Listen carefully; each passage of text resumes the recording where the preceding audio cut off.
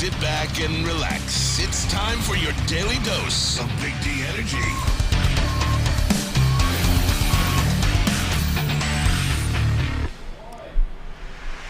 Hello, Friday, everybody. Welcome back to Big D Energy right here on the Woodward Sports Network. My name is Neal. We have Sam Flannel on the desk today. D-Mac Darren McCarty was a late scratch, was a game time scratch, so we've done some shuffling around. Spencer Raxter not in the studio as well. Had a bit of a car situation last night. We will discuss that. However, we do have JB Smooth in the building as well. Matt Broder with us today. So we've shifted. We've made the necessary changes, and we're ready to go, Sam Flannel. Are you ready for this? Oh, I'm absolutely ready for this. Sometimes they let me out of the sound booth and put me on the desk, and these are the days that I absolutely live for. I must have done something right. That day yesterday was pretty taxing, so I guess I earned my spot, so I'm appreciative for sure. Oh, all right. Jump into that WoodwardSports.com chat thread. Get your thoughts out there. We're inside 1 week. We are inside 1 week here. At this time next week, we will know what the first round of the NFL draft was, and we'll be breaking it all down. Tammy Chin says, good morning, Neal and Sam. Good morning, Spencer. No Spencer today, so Spencer had a bit of a car issue yesterday. It wasn't Spencer's fault. Bit of a car accident. Spencer's okay. The car, however, is not. And that's what really, really sucks. Spemo just got the tire fixed and everything. The IRS breathing down Spencer. Can we give Spencer Raxter a break? I mean, life should give him a break. He's a good dude. And the funny thing about him yesterday is I was with him for most of the day. He came in TD'd Big D Energy yesterday, and he was in such a great mood, great spirits. Him and Easy were sort of in their element. Easy definitely in his element. They did a great show together. I was on their show as well, doing sound. And he was just full of life, full of energy. And then that happens to him on that night. I felt so bad for him. I did too. And but Spenmo, he'll be back. He'll be back at it. He'll be strong. He'll be back next week as well as we are getting it going here. I do. And look, we're going to do an NFL draft heavy show. Let's just cut the ish. All right? It's time.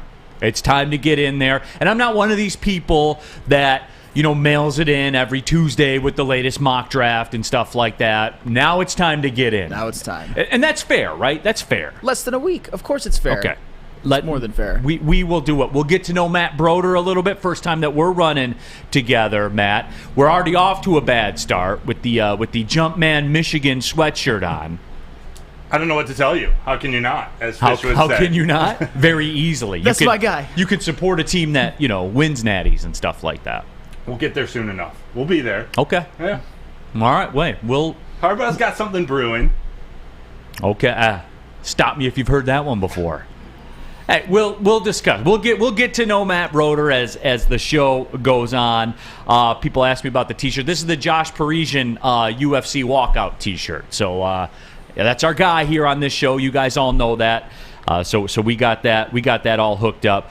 But we are locked, loaded, and ready to go. I do want to bring this up, though, because yesterday, Sam Flannel, great time at Dispo out in Romeo. The Dispo people are first class. Absolutely. First class people out there. Hopefully we get back out there and we get to do it again. So this has nothing to do with the Dispo people.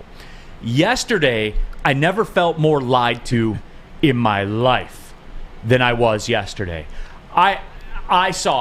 I heard, it's going to be 80 degrees on Thursday. It's going to be great. No, it's going to be 78. Okay, that's good. That's close enough. That's fair.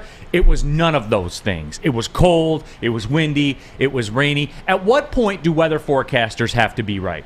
At what point?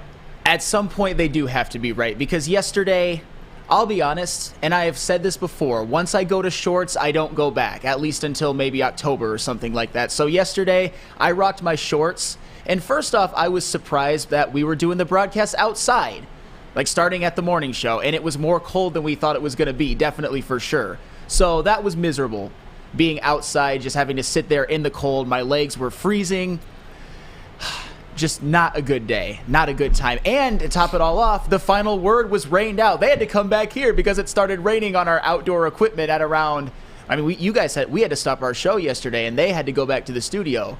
And at some point, we just had to make the executive decision. You guys got to go to the studio and do their show. And they did it there. But that's the type of stuff that I don't think we were prepared for. Certainly when we saw the weather forecast, it was supposed to be a nice, beautiful day in which we all enjoyed ourselves. We're around wonderful people, which that was all true still. But the weather put a little bit of a damper on it.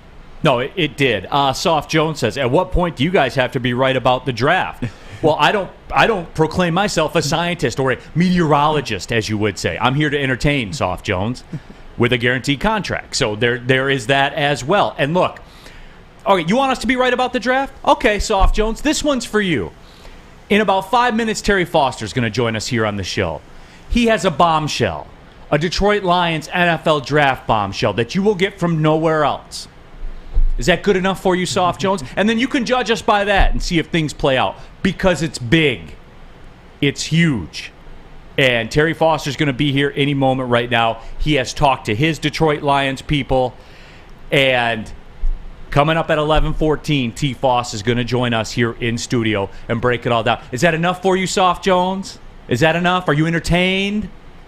Because this is big, everybody. I have talked to Terry Foster earlier this morning. You guys are waiting with bated breath. This is big, everybody. What Terry Foster has to say. And look, the man has built an impeccable journalism career. There's no reason to not believe him. Absolutely not. He's not Flannel Sam in his basement a couple years ago. This is Terry Foster, a man who is intimately familiar with all things Detroit sports. I'm really looking forward to it. I, like you and like Broder and like JB, have absolutely no idea what it is, so we're going to be reacting in real time. I can't imagine what would surprise me or be considered a bombshell. I've kind of been prepared for a lot of different scenarios, especially since they're picking at 6. I don't know. And we have that feeling now, don't we? Don't we feel like we're prepared for any? Matt, do you feel like you're prepared for anything? I do.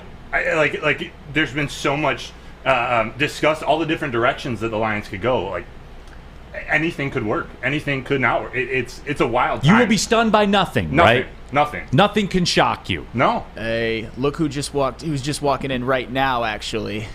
Yeah, absolutely. Terry Foster is making his way into the studio, actually, here a little bit early. And I will say this, as T. Foss saunters in, as we get him set up, he is flanked in each hand, one with a bottle of water, I would presume, a Yeti bottle of water that he has. Yes. But in the other hand, an NFL draft guide. What is that, Athlon Sports, T-Foss? Yes.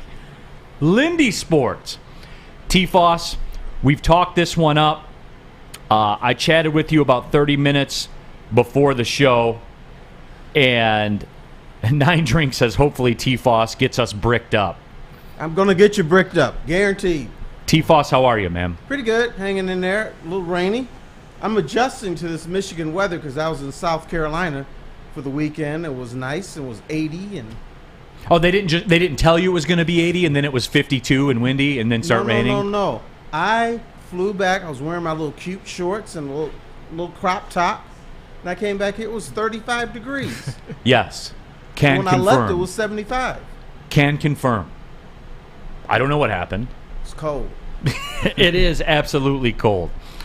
T-Foss, you want to do it now? Yes, let's do it. Let's do it now. So Terry Foster, our friend of Big D Energy and of Woodward Sports, has been out in the streets. And T-Foss, the man who has built up an impeccable journalism career, has been talking to his Lions people. Terry Foster, the stage is yours. I understand you have a bit of a bombshell for us. I do. Here's what Brad Holmes did not tell you yesterday. He has a plus draft. It may not happen, but here's what he's hoping for. He doesn't want to stay at 6. So screw 6. He wants to move up to 3. His dream is to get Will Anderson, not the quarterback that people want. He's afraid of Jalen Carter. The whole organization is afraid of Jalen Carter. They're probably not going to go that way. So, but what he would need for Jalen Carter to become a Detroit Lion, it would have to be a 3-0 vote with him, Sheila Hamp, and Dan Campbell. That's not likely to happen. No. He's got another thing that he wants. I don't know how people like this, but within the first 2 rounds, he wants a running back. Now, is it going to be at 18 with Dijon Robinson? Me personally, I don't spend on a running back in the first round. But one thing Brad Holmes has said, it's fluid still. Decisions haven't been made. If he determines that Robinson is going to be like Barry Sanders, he will take him at 18 if available. If not, he will find another running back in the second round. Third dream case scenario, and this is Brad Holmes is hoping that in the third round, and I know he's a 4th round guy, but he's hoping for Noah Sewell, because Noah Sewell might be more valuable for the Lions than he is other organizations, because Penei, his brother, has been talking to him for years, and he's told him about the culture. He's told him how how he's going to have to act if he comes here. Obviously, his brother wants him here. So the other dream scenario is the third round. If Noah Sewell is there, my guy believes that Brad Holmes will take him. So right away, the question people are going to ask: in the best estimation, what's the price? What's the price to move up to 3 from 6? Okay, he wants to negotiate. Brad Holmes is willing to go as high as giving up the 2 second-round picks to move up from 6 to 3. But he's a negotiator. He's going to try to negotiate maybe a second and a 4th, or a second this year and maybe a 3rd or for next year. So he's going to try to negotiate that, but he's willing to go that high. So he has him pegged. Yes, but he's hoping he doesn't have to go that high. So there it is, everybody. Terry Foster has come in. He has dropped this. That this isn't, and this is Terry Foster saying this. Yeah. You know what I'm saying? Yeah. This isn't, with all due respect, this isn't Sam Flannel saying Absolutely this. not. This is Terry If it was Foster. Sam Flannel, we respected more. We probably would. No, we probably would. And so there you have it, everybody. The word around the streets, the Detroit Lions, a very, very high grade on Will Anderson, to the point where they are considering moving from 6 to 3 to make that happen. Noah Sewell also very high on the board to the Lions. And Terry, look, and people, look, a lot of people are saying that, Terry, obviously, Art Holiday says, but is Terry Foster a bozo? No, he is not. You have broken stories before. Actually, since you mentioned it, I have been a bozo in the Lions organization. I got into an argument with the whole Lions offensive line, and they put my column sig up on the board, and they put a bozo nose at the end of it. So I've been a bozo before. You have been, but Yes, not with but not not with this now. type of stuff. No. Not with this type of stuff. So there it is, everybody. We will discuss. T, you got time to hang out for a segment or two? I do, and I have one more tiny little tidbit for you, too. Beautiful. And we will get to that after we learn about Swiss Insurance. Absolutely. wait. Be sure to check with Swiss Insurance this week for your commercial insurance review. Swiss can help make sure you have the proper coverage. Swiss Insurance, give us a shot and you won't be disappointed. Email them at mark@swissins.com. That is mark@swissins.com. Love Woodward Sports? Love wearing clothes? Then you should be wearing Woodward Sports clothes. Check out our full line of merch at woodwardsports.com. Just click on shop. We have all your favorite designs, like Dan Campbell kneecaps, Woodward golf, and of course, our own logoed out merchandise. Men, women, infants, kids all love Woodward Sports. Impress your friends. Impress your boss. Impress your dog. Buy Woodward Sports merch today. By now you know me, Christina Gennari, as the obvious choice in real estate. And you know my website, soldchristina.com, as your #1 resource for buying or selling your home. Myself, along with my amazing staff, pride ourselves on making your home buying and selling experience a relaxing and easy one. Come see why we are the obvious choice. Christina Gennari at soldchristina.com, the obvious choice in real estate. 3 NBA championships. Detroit fans were there. 11 Stanley Cups. Detroit fans were there. 4 World Series wins. Detroit fans were there. And that one Lions playoff win in 1991? Yeah, Detroit fans were there. Woodward Sports, where the fans are. Back at it here on a Friday. Big D Energy, Woodward Sports Network. Neal Ruhl, Sam Flannel in for D-Mac. D-Mac was a late game time scratch. He'll be back at it on Monday. We have Matt Broder on the ones and twos. JB Smoove is here. Our good buddy Terry Foster as well has just come in and dropped the bomb on us. The Detroit Lions have a very, very high grade on Will Anderson. High enough to where the discussions are real about moving from 6 to 3. Also Noah Sewell, very high on their board as well, which certainly makes sense. Penei Sewell's a gold jacket loading. Anything you can do, Terry, to keep Penei Sewell happy, you do, right? You do that.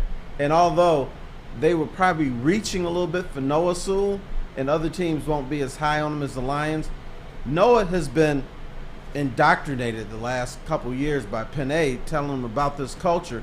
And Penei is vouching for his brother that he can fit into this. My understanding is there's an agreement that Noah is willing to work really, really hard, and he's working hard now on his deficiencies. He's not really fast, but he's working on speed, he's working on closing, he's working on things right now, specifically to be a Detroit Lion. So Terry Foster first in Detroit with that news here on Big D Energy. Nick Pancone in the WoodwardSports.com chat thread says Terry also broke the news about Calvin Johnson retiring. So there is that, Sam There is Flynn. that. And you know what? And all these other people took credit for it. Yeah. I remember that. Right. I'm like, dudes, really? I know I was retired and everything, but I can still talk to people. So there it is, everybody. And give us the reaction when you hear that, Sam Flannel. And look, the potential cost, and I know people here are going to talk about, well, the draft book says it's a second and a third and stuff like that. No. You will pay even Brad Holmes will pay the premium if it's his guy. And look, everyone's reaction to this, it seems to be mixed, which I'm surprised. So JB Smoove, let's take it to the streets. Do you support this? Do you support the Lions moving up to number 3 to take Will Anderson, even if it costs you your 2 second-round picks? I don't have a problem with it. But let's put it on the chat poll and see what the people say, right, man. let's Let's see. do it. So Sam Flannel, going back to you, your initial reaction to this. My initial reaction is that Will Anderson is the best prospect in this draft, and he was the best prospect in last year's draft, and that is undisputed. He is one of the best edge rusher prospects ever. He's a much better prospect than even Aiden Hutchinson was, and we saw what Aiden Hutchinson did his rookie season. I think it's worth it to move up to get him. The 2 second-round picks, that is quite the price, though. But if Will Anderson pans out, if he becomes kind of a Von Miller-type player, which I think that is his ceiling, maybe even better than that, and you pair him with Aiden Hutchinson and you've got James Houston as your third pass rusher when all he has to do is get after the quarterback, something he has done on a per-game basis, better than anyone in NFL history, albeit in 7 games, I would do it. I think it would create nightmares for guys like Kirk Cousins, Justin Fields, whoever they have to play, even a Patrick Mahomes this year. I know they go to Kansas City. It has the potential to be one of the deadliest pass rushing duos if Will Anderson pans out, if Aiden Hutchinson continues to develop. James Houston, if you go by the numbers, was even a better pass rusher than Aiden Hutchinson. More sacks than games played. I know it's a 7-game sample size, Right. but that is just absolutely absurd. And then, of course, if you get Will Anderson, there's other ways in which you could supplement the roster. Albeit, if you have to give up your 2 second-round picks, there's less shots at that you get if you're Brad Holmes. But But fellas, let me say this. One of the Yeah. most dangerous things to do in sports is to extrapolate what a guy would do if he played 16 games. No question. It never works out that way. No question. 100% on board with you, Terry. But that is all the data that we have That is true. to go on right now. WoodwardSports.com chat thread, all of your reaction. Tony says 2 seconds seems too rich. I do 6 and 18 for number 3 and the Cardinals' second-round pick. Well, the Cardinals are out on that. To me, there's no way they would do that. They're not giving you back a premium second-round pick. They're not doing that. No, and one more time, let me be slow with this. Holmes does not want to give up his 2 second-round picks. But during negotiations, probably willing to go that high. If you're bricked up for somebody, Sure. that's what you do. T-Foss, it's like you at 2 a.m. Oh, yeah. When you're bricked up, negotiations change. Right. the one you saw at 8 p.m., she's, all of a sudden at 2 a.m., she wasn't looking that good at 8 p.m. At 2 a.m., it's like, okay, let's She was an 8 p.m. 6, but now it's a 2 a.m. dime. Yeah, 9.5. So, yeah, just want everybody to get their thoughts out there. Real Cream of Wheat said, I thought Jalen Carter was the best prospect in the draft. Shake my head. 9 drinks. I'm stoked, not bricked yet. And he gave the little thinking emoji. Cody Engel says, today's price is not yesterday's price. And, Cody, thank you for that. Because we do have to remember, like, everyone's going to want to get creative and fit their narrative. That's not the way this stuff works, man. No. Yesterday's prices are not today's prices. And like I said before, it does seem like a lot to give up. But Will Anderson, if he pans out to what we think that he could be, it's worth it to go get him at almost any cost. And I think that Brad Holmes knows what he's doing. He'll be able to negotiate it. But Terry, you mentioned that another thing that Brad Holmes wants to do is get a running back in the first couple of rounds. If he has to give up his second-round picks to get Will Anderson, it might be tougher to do. Because I think there's a couple of running backs you can get in the second round, like Zach Charbonnet or Jahmyr Gibbs or somebody like that, but then you wouldn't have that opportunity. But Will Anderson, he is the prize of this draft. I know Jalen Carter is up there too. To me, he's the second best. But Will Anderson has the opportunity to be generational. I have always said, if you can get him, I wouldn't mind trading up at all. My concern, though, is that Houston nabs him first. Well, Terry, explain to the people, like, you're not doing this deal until you know you're going to get your guy. Yeah, if you don't get your guy, he'll stay at 6 or probably try to trade down. Right. But ideally, the Lions don't want to stay at 6.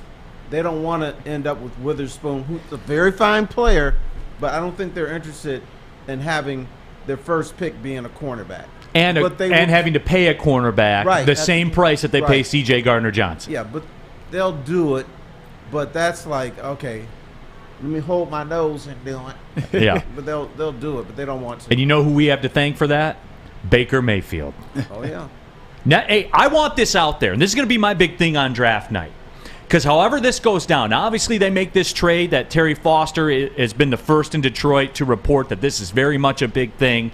And that, look, unlike the Calvin thing, when this goes down, Terry Foster was the one, and I'll go to I'll draw the sword for that. But anyway, with all that being said, I want everyone to remember this. And when we do the draft show live from Fifth Avenue, by the way, if you guys want to be out in Royal Oak, Fifth Avenue, we'll be doing it. Get your tickets on Eventbrite for the Woodward Sports NFL Draft Show Thursday.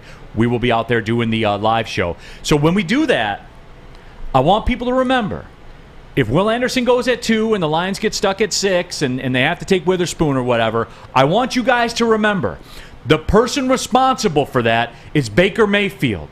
Never forget that. Never forget that. Baker Mayfield would be the reason that this all went down. And I just want him to get the proper hatred that he should get, Terry. And he deserves it. And he deserves it. So people like Maz and your Baker Mayfield apologist people, you're the ones. You guys are the ones that are responsible for this. That's fair. It is 100% fair. And just when you think I couldn't hate Baker Mayfield anymore, he's already my least favorite NFL player probably ever. But even this year, we don't even talk about the fact that he played quarterback for the Rams when they beat the Broncos in that game to knock the Lions, we thought at the time, out of the Jalen Carter and Will Anderson sweepstakes. And then against Seattle, the Rams had every chance to win that game. I know because I was here doing the Lions pregame show with Maz and Jeff Iafrate and Booner and the likes of that, and we were watching as it was going down. And it was Baker Mayfield that couldn't lead the team to a game-winning field goal. It was Baker Mayfield who choked. They couldn't get into the playoffs because of Baker Mayfield, and they couldn't get the number 3 or so overall pick because of Baker Mayfield. He is a bum. He is a bozo. I have irrational hatred for that man. WoodwardSports.com chat thread. Jack Stark says Baker won the wrong game and lost the wrong game. That's what he does. And Maz wanted to bring him here. Yes, he did. So he would lose all the games. Thank you very much, T. Foss. Thank you very much. Anything else? Anything else your people have been talking about? This one is fluid, but the NFL may want to have a women's league by 2024, similar to the WNBA. Now, there's already a team in Detroit, a women's team in Detroit that would pair with the Lions. I forget the name. It's like the Demons or their logo is similar to the Lions, and they wouldn't play at Ford Field, but I can imagine them playing like at Wayne State, not Schoolcraft, but Schoolcraft, and who else has a field? Lawrence Tech or something like that. So the NFL wants to have a women's league by 2024. That's why we're seeing all this, Brad Holmes wearing the women's shirt, why the NFL is doing a lot of things with women. They want to have a women's league similar to the WNBA. But that is not etched in stone. There's no agreements or anything like that. It's just something that they being want. kicked around. It's being kicked around. Okay, gotcha. Would you go to that? No, but I'm not going to go to the XFL. I might go to a USFL game. I don't know. We'll see, but probably not. I'm with you.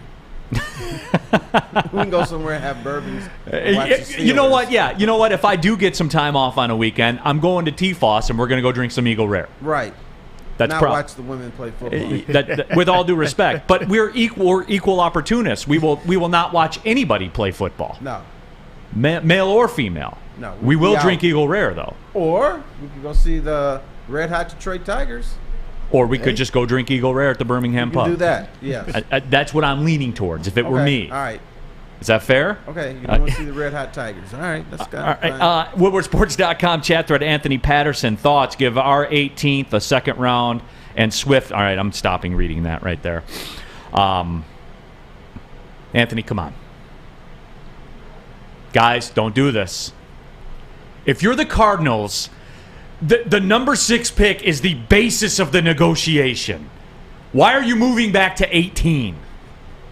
Oh, because you give me DeAndre? Stop, guys. Stop with that. All right, Terry Foster was kind enough to come in here and break this all down for us, and you're going to hear about it, and you might even hear about it very, very soon. We will see.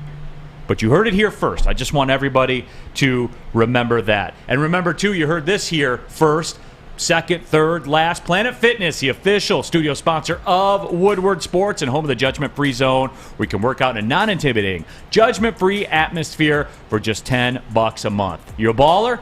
$24.99 a month, the Black Card. You get access to over 2,000 Planet Fitnesses all around the country, unlimited guest privileges, tons of equipment. You never have to wait for people like me where they're on the treadmill for an hour. Doesn't matter. They have an army of treadmills out there. Doesn't matter. You can be out there as long as you want because there's tons of equipment out there. Some of you are paying $50, $60, $70 a month for your gym because they have a rock wall.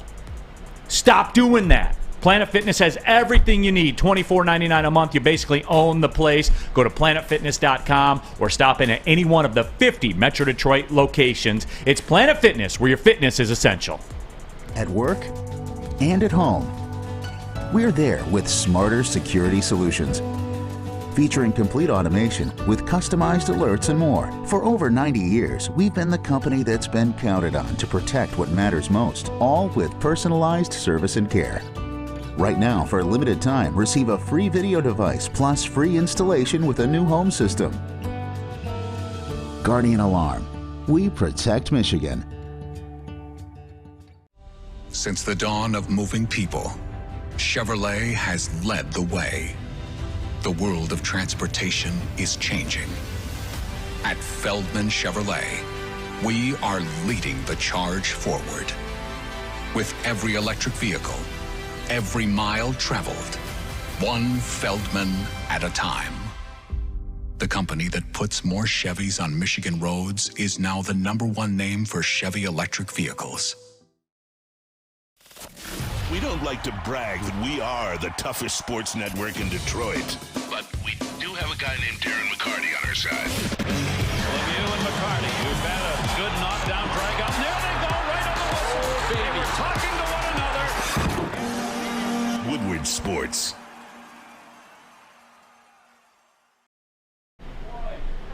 Back at it here, Big D Energy, Woodward Sports Network. Neal Ruhl, Sam Flannel, Terry Foster in studio. We have Matt Broder, JB Smoove with us as well, and this is big.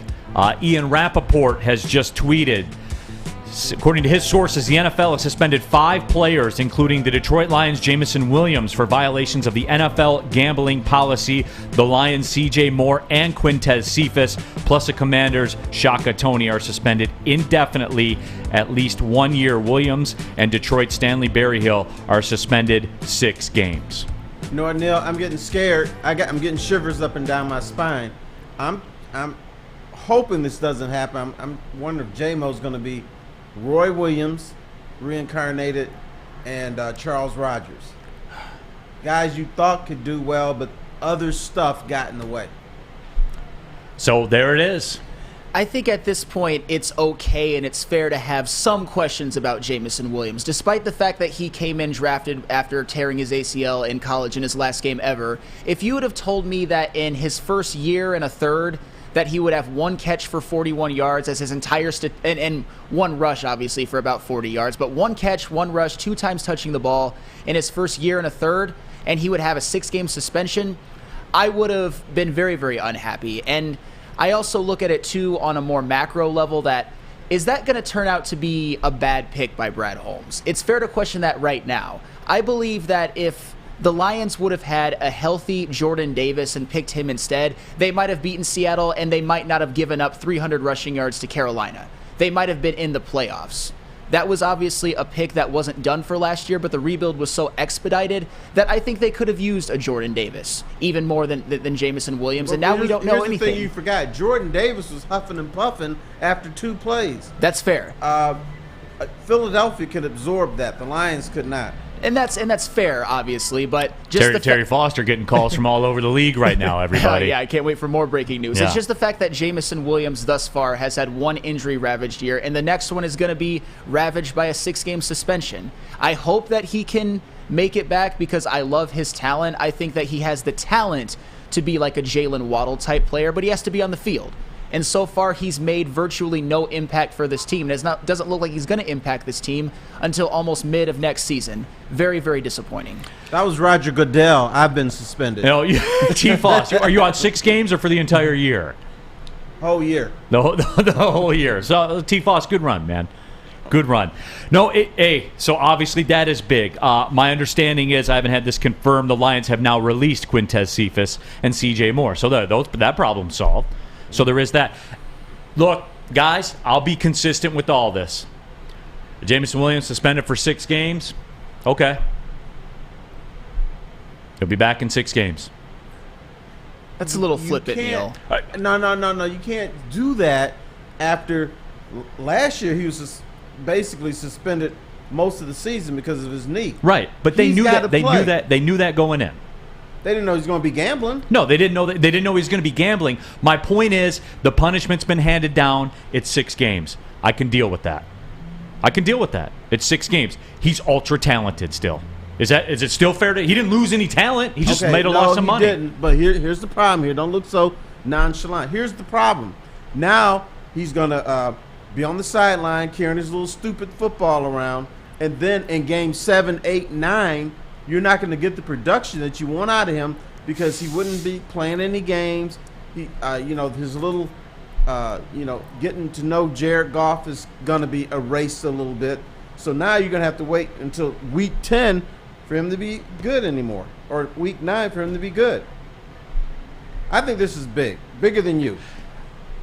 Terry, it is what it is, man. It's 6-game suspension. So you know what? When the 6 games is over, get out there on the field and produce. It's not a 6-game suspension. It's a 9-game suspension because he'll be out the 6 games, and then we're going to be reading Jamison Williams is trying to come back. He's trying to get acclimated with the team, not in lockstep with Jared Goff yet.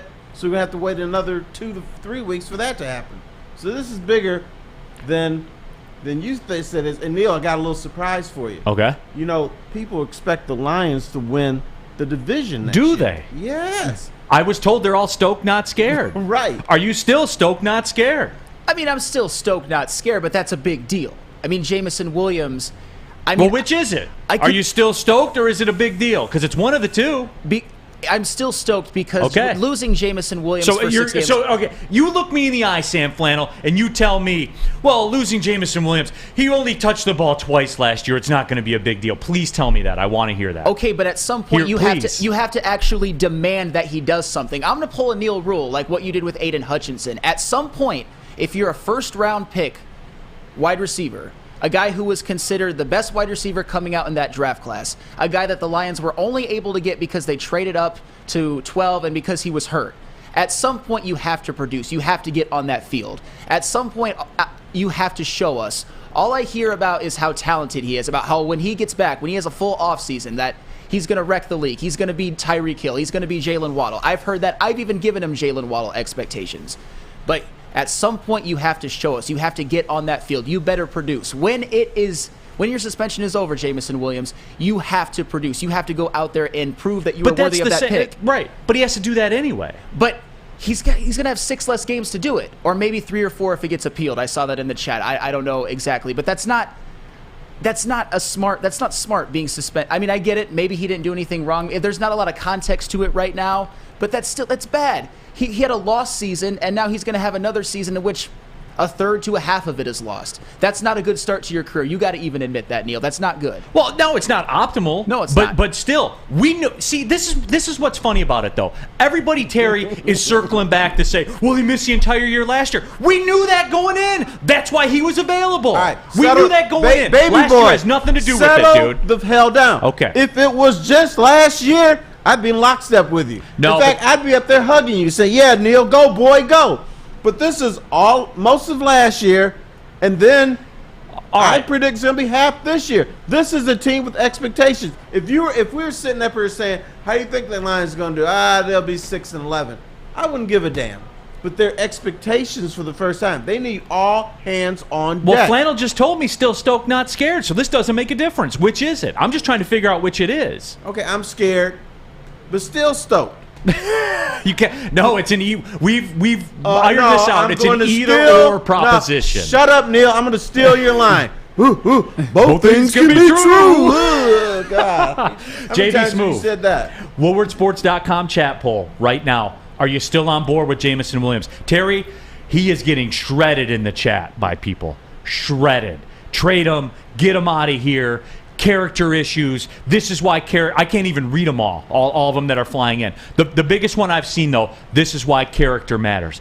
Guess what? When 6 games are over, Terry, get the ball in that man's hands.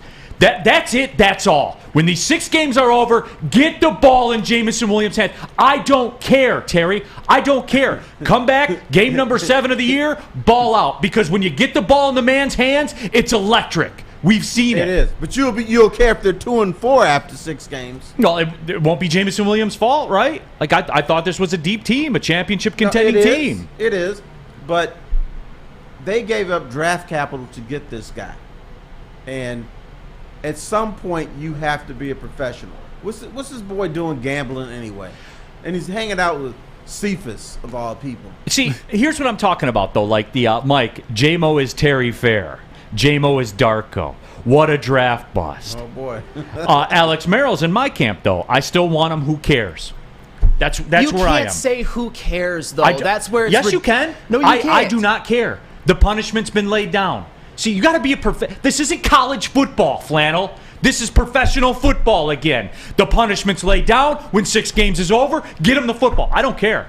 I don't want him to raise my children. I want him to score touchdowns and catch passes and run with the football in his hands very fast. It is not about his character. It's about the fact that he is going to miss more games on top of missing the games he already missed last year. I get it. We knew that coming in, that he was going to be hurt. But what we didn't know is that he was going to get himself suspended for these 6 games. Neal, I knew you would do this. I knew you would give him a pass no matter what. Because he's a Brad Holmes pick. He's going to miss 6 games. No, I give him a pass because he's talented, Sam Flannel. Because he seems to score a touchdown pretty much every time he touches the ball. He is talented, but he has touched the ball twice. Right. 2 times. We knew that going in. See, you're holding that against him this year, like a lot of these people are out here. We knew that going in. That was the cover charge to get in the Jamison Williams club. For T-Foss to go over there, ask the honeys to dance with them, to get the bottle service for Spenmo. That was the cost of getting in the club, was last year, Neal, him not being available. Did we also know he was going to be suspended the next season for 6 games? No, we did not. We did not know. So but for the people out here to say he's a bust, he's Darko, that's crazy. So all right, so everybody out there, we have it out there, WoodwardSports.com chat poll now. Are you still on the Jameson Williams train? 55% of you say yes, 45% of you say no. So all the no people out there, then get him out of town, right, Flannel? No. Give him up for a 6th-round pick. You quit on him. That is which is it, Flannel? That's not the case at all.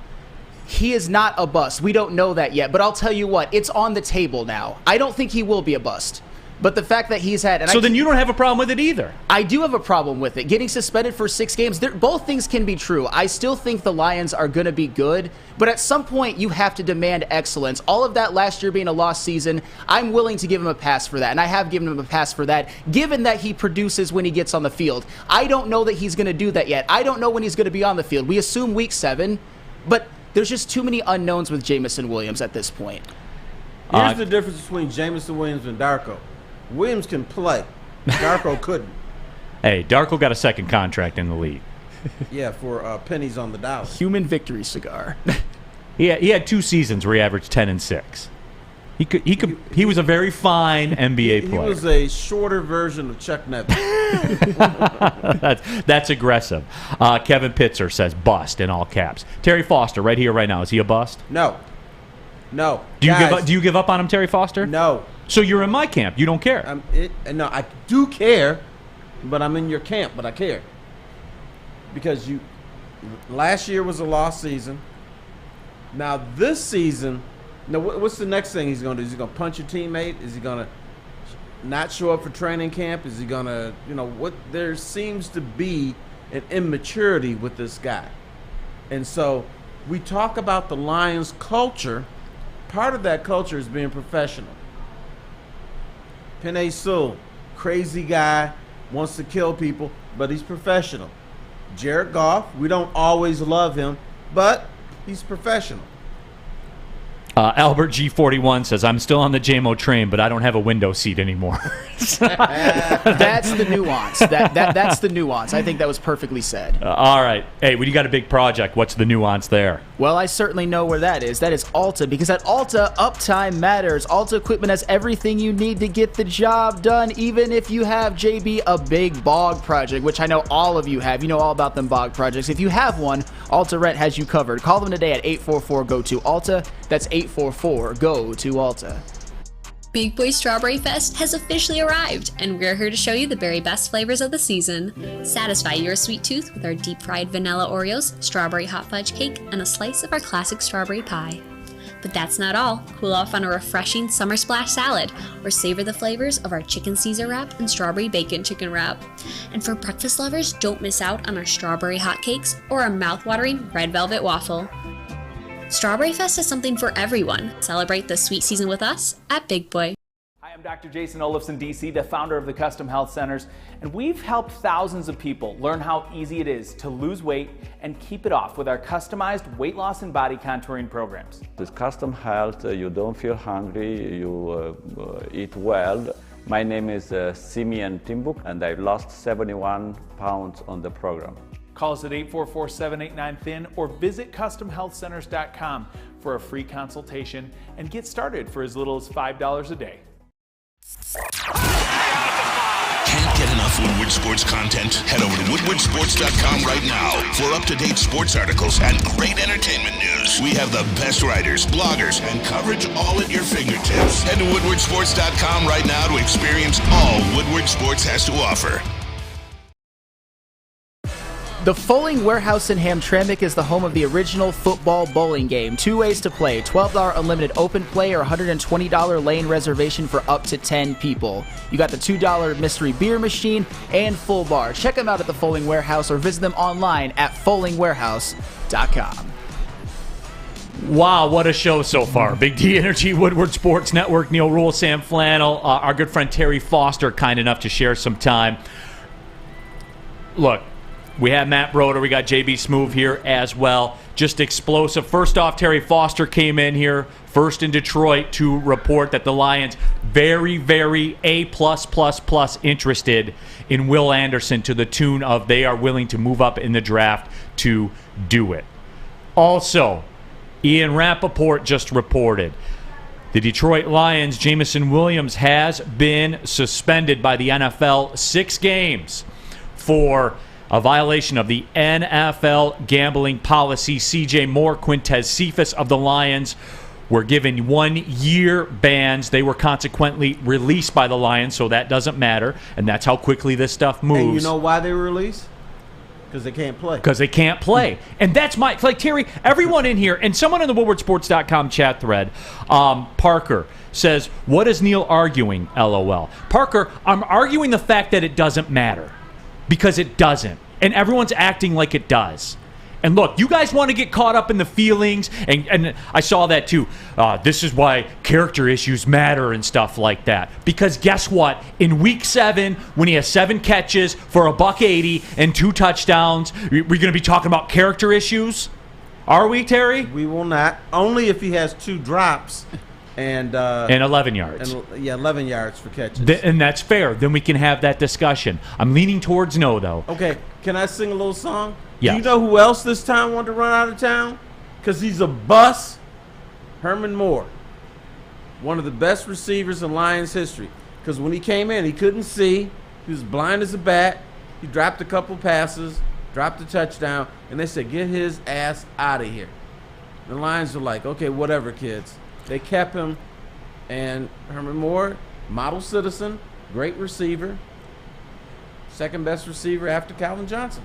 WoodwardSports.com chat thread. Cheech says, so getting suspended means you're a boss? FOH. And we all know what that means. So Flannel, Week 7. He goes for 7, 180, and 2 touchdowns. Are you still concerned? Absolutely not, but he's got to do it first. That's the thing. You're assuming 7 receptions for 180 yards and 2 touchdowns. Obviously, that would be phenomenal. My thing is, he hasn't proven that he can play on a consistent level in the NFL yet. I get it. He was hurt. They sort of moved him along slowly in the last part of the year. But when you look at Brad Holmes' 2022 draft class, Aiden Hutchinson produced, led all rookies in sacks. James Houston, 8 sacks in 7 games. Kirby Joseph forced 6 turnovers, including 3 interceptions of Aaron Rodgers. And Malcolm Rodriguez was on the PFF all-rookie team as a 6th-round pick. Jameson Williams is still a bit of an unknown. I believe that he will be good. But the fact that he was suspended for the first 6 games, I think that matters, especially if the offense doesn't look as smooth as it did last season. I know that they didn't really need him last year to still have a great offense, but what if this year it doesn't look so good? They are 2-4, they are 3-3. I might be looking at Jameson Williams, depending on how the season plays out, as you got yourself suspended. You better go fix it. That's the thing. When he produces, I'll be all on board. We just haven't seen it yet. I think we've seen it in his touch ratio to results ratio. All 2 of them. That's all I say is all 2 of them. Well, whose fault is that? There's a variety of faults. Oh, okay, so it's not all JMO's fault. It's not all JMO's fault. A quarterback has to get him the ball. I think he was misused, and obviously they were moving him along very, very slowly because they didn't necessarily need him to have a top 5 offense. I was willing to give him a pass, and I was willing to say that he's going to be great, given that he produces and plays a full season this year. Well, a full season is already off the table. But if he does produce starting Week 7, I will absolutely be all back on board. Will you also say, Neal, you were right? I will say, Neal, you were right. Because WoodwardSports.com chat thread, Soft Jones, who him and I battle from time to time, though, we're in lockstep with this. He goes, I want a list of everyone calling JMO a bust. Are we going to keep receipts, Terry? We're keeping receipts. Please write them down. Got a text, too, from my good friend Terminal Dennis, who has lore on the show. He's actually in an airplane watching the show right now, and he and I are going to battle the next time we talk because he says character issues, exactly what I was afraid of, Charles Rogers II. And no, Dennis, no, because this guy can play. We've seen it. He's electric when he touches the ball. And don't get it twisted. Don't forget the fact, too, Terry, that when he got the football, he is the first Detroit Lions player that I had seen since Barry Sanders, where when he got the football, you do this in your chair. You know what I'm saying? It's exciting. Like you're excited to see what he's going to do. You know it's going to be electric. That doesn't go away. Remember, you guys, the punishment's handed down. It's 6 games. You know what? I want to be in all your fantasy football leagues then. Because obviously none of you are going to draft Jameson Williams, right? I can just take him in the 10th round. I mean, I might take him in a later round. Oh, yeah. See, Sam Flannel? Terry, I'm breaking him down. Here's what we forget. Wide receivers are divas. Wide receivers have issues. Now, we were used to Calvin Johnson, who was not, well, and Calvin became that too, after he retired. But for the most part, when he played, he was just a guy that came out, caught the ball, blocked for his running backs and receivers. Wide receivers have this issue that you got to deal with. The good ones do. Oh, so yeah. I'm not afraid. I'm a little frightened by this, but I say let the man do a suspension and then bring him back and let's see what happens then. Not a bust. Steve Wild says character matters. Does character matter, Terry? Not all the time. Guys, and when doesn't it matter, Terry? When a guy can play. And this is a town that, you know who didn't have a character? Ndamukong Suh. People in Detroit loved him. It was okay, he would stomp people on the arms, kick him in the face or whatever, because he could play. So character didn't matter then. Correct? You know, hey, Terry, you know where I stand with it, man. Our guy. You know where I stand. I'm consistent about it. I don't care what they do. Just produce. Yeah, so when sure. Game 7 comes around, produce. All right, let me educate the people. Character matters to a certain point. But on a football team, you need 8 or 9 assholes. You need guys who are maybe a little bit short on character, a little bit gruff, a little bit angry, a little bit mean. Because when the ball kicks off on Sunday, you're killing other guys. So you need some guys who you are afraid of on your roster. One of the problems that the Lions had, you know, we're talking about the culture and the character now, they had all choir boys in their dressing room. And then the guys who weren't choir boys, they got rid of, and they go elsewhere and become all pro players. I'm talking about Slay and Diggs. So let's not get caught up in all this character bullshit all the time. Yes, it's cute. Yes, that's what the Lions are talking about, culture and everything, but it always doesn't apply.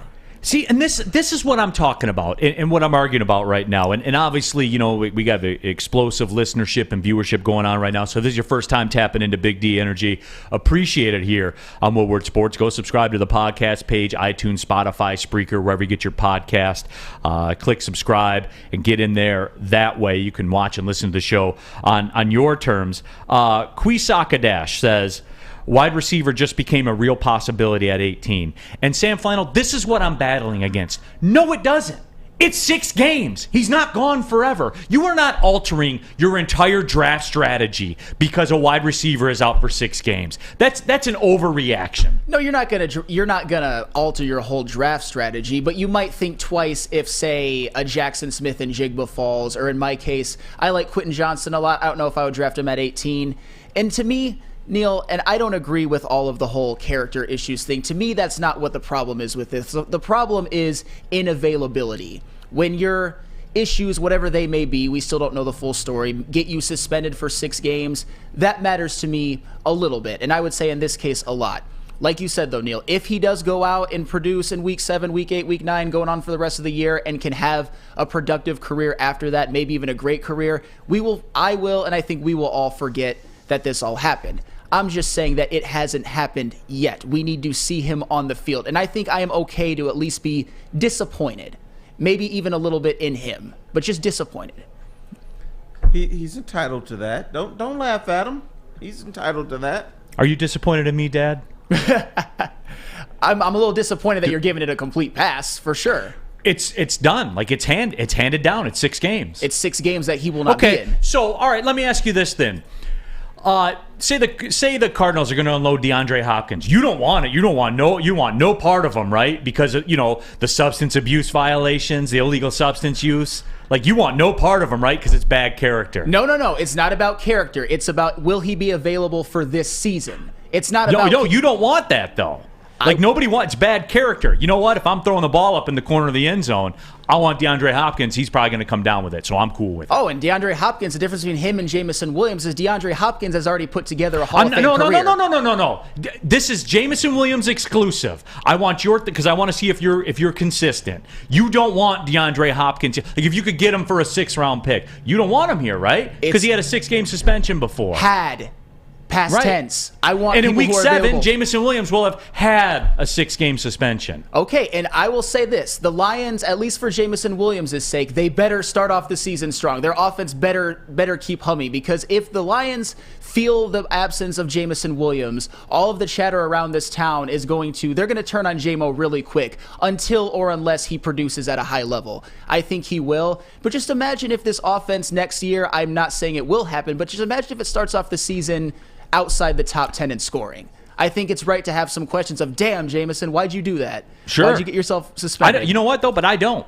It's been laid down already. It's been laid down. 6-game suspension. Obviously, you did it. They're not just, they're not just out here flippantly suspending you for 6 games. You did it. That's a penalty.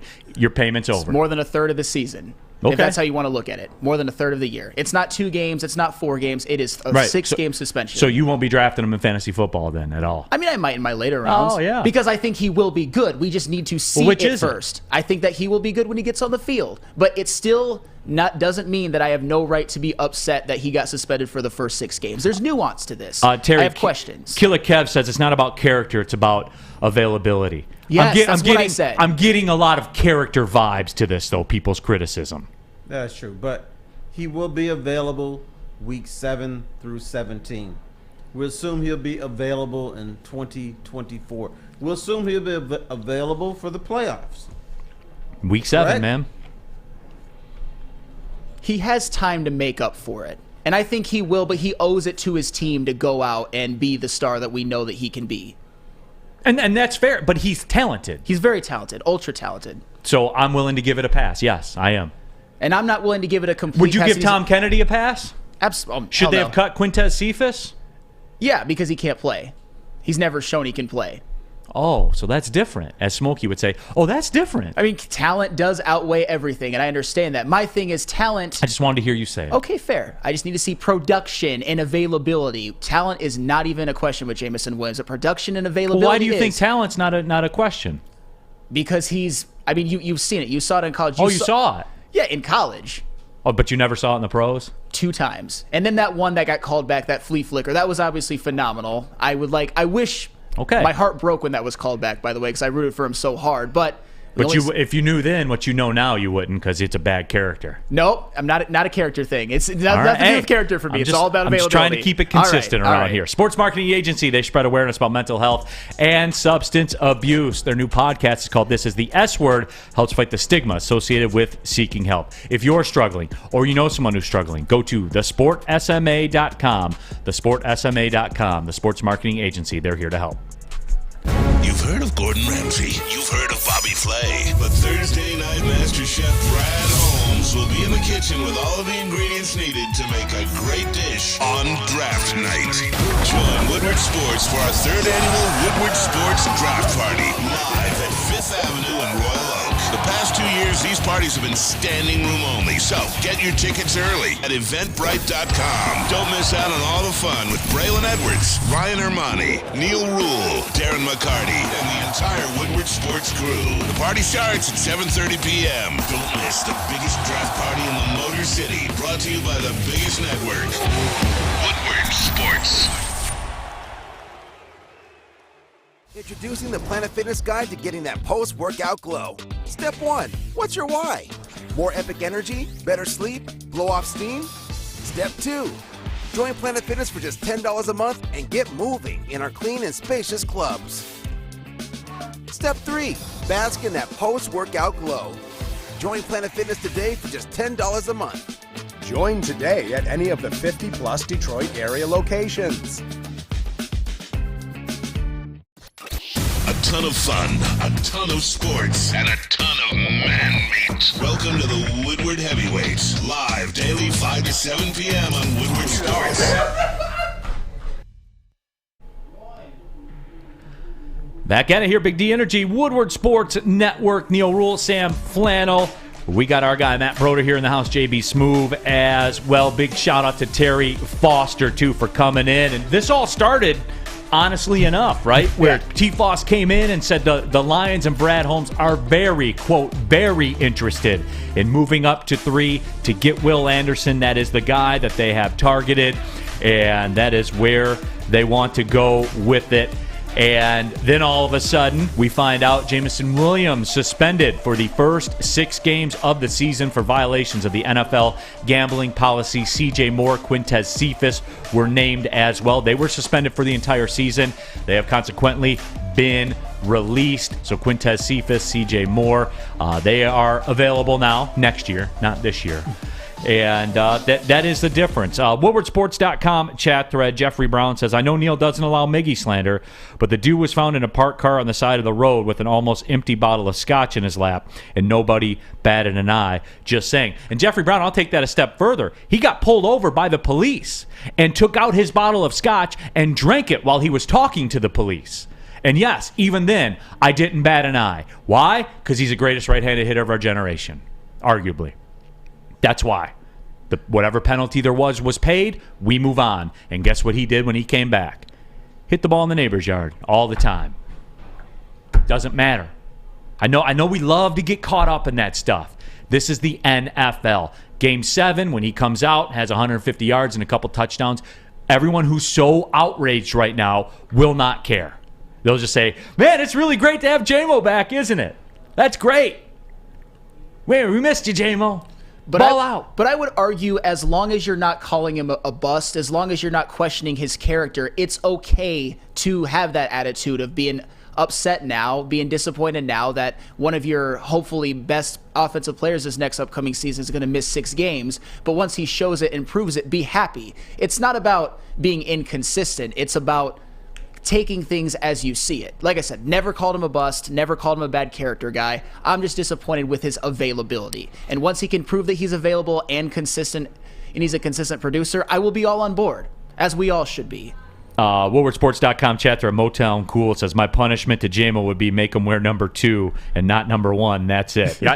I can't tell if he's like doing that or if he's trying to trigger him. You guys remember when my thoughts on that. Matt, you had a couple thoughts on the J-Mo thing as well. Yeah, I just felt like for fans, it's frustrating that you don't get to see him for the first 6 games. But if there's such a thing as a best worst case scenario, it's this situation that he's in. He's coming off an injury, so he's got to sit for 6 games, 6 more games to get his knee healthy.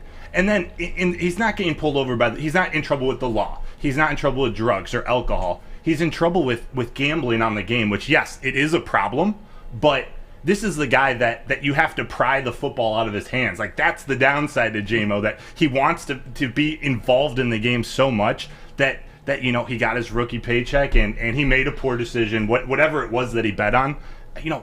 I can live with this. He's a kid. Like, this is a mistake I can live with. My guess is, and I don't know, and we're just people sitting here talking about sports. That's what we do here. My guess is he probably bet on games but didn't bet on games involving the Lions.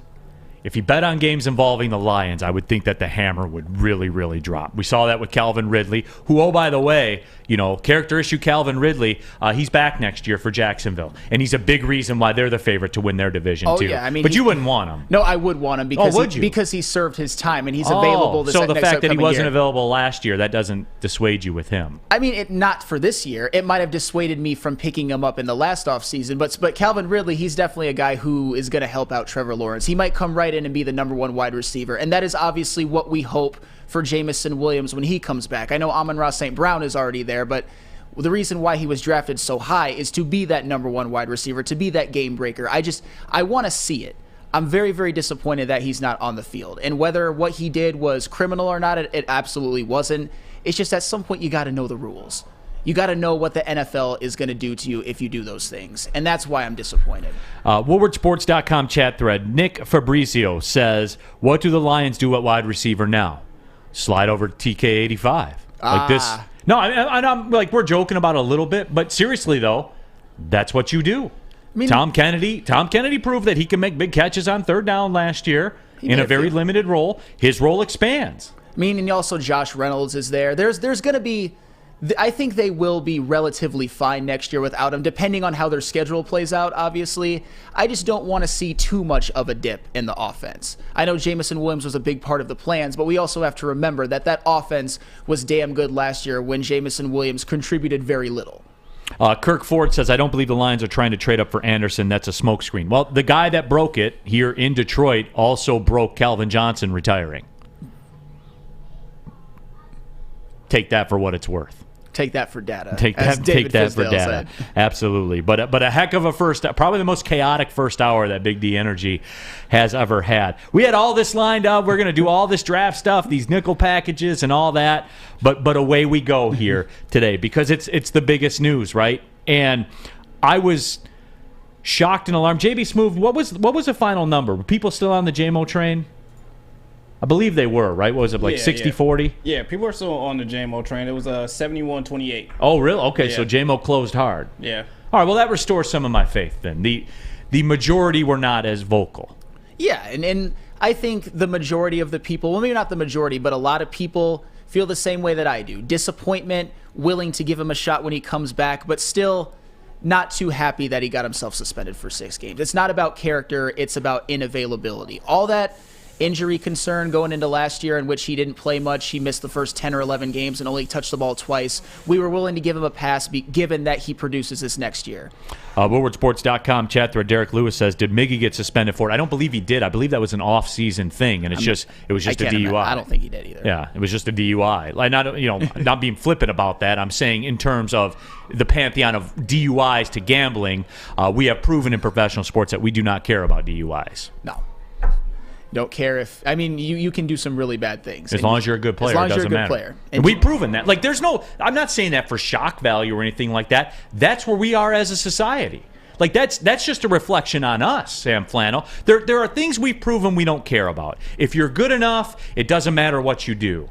If shootings in schools, we've proven we don't care about it. We've had that discussion on this show before. We've proven we don't care about it because we don't do anything about it. The same way that we don't do anything about this, man. We do not care. So we move on. I'm just surprised at the amount of people that were like outraged and how this derails everything like that. The only thing I was thinking about is he falls in fantasy football draft a little bit. And it increases my likelihood of getting him. Because guess what? Week 7, he rides. That is the only thing you thought of. That is. To me, that's way too flippant, as we've already talked about. But the biggest question, the biggest lesson we have as sports fans, and I think as GMs when they evaluate players that they have, is does your talent outweigh your trouble? And right now, I wouldn't even say that Jameson Williams' character is what troubles him. It's inavailability. Does his talent outweigh it? We certainly think so. Did we see flashes of it last year? Absolutely. Did we see him be the best wide receiver in college football his last year? Absolutely.